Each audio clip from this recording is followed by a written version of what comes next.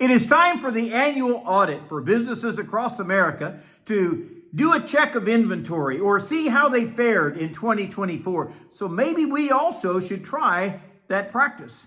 Good morning. This is Pastor Ernie Lewis of the Blue Point Church in Sisney, Illinois, with your thoughts for Tuesday. You know, it would be good if we could look back a little bit on 2024 just to evaluate our life and our service to the Lord. I mean, what things could I list that were acceptable and pleasing to the Father in my actions or my thoughts or even in my motivations? It seems like this past year is somewhat of a blur. We can't even picture half of what we have done.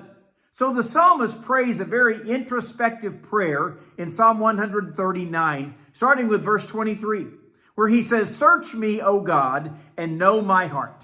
Try me and know my anxieties, and see if there is any wicked way in me, and lead me in the way everlasting." Now, we might be a little too self-centered to do that sort of search of our life in 2024.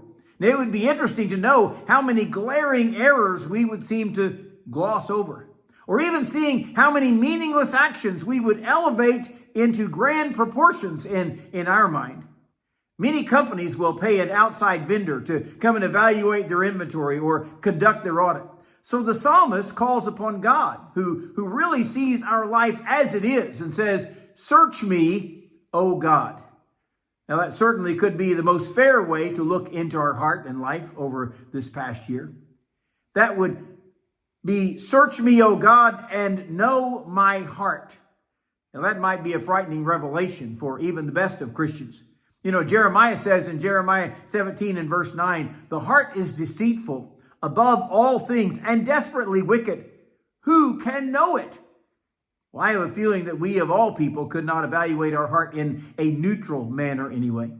Although we probably get a glimpse of that deceitful and wicked aspect of our future human nature every once in a while. You know, one of the greatest things we could do is to read over God's inventory of our heart.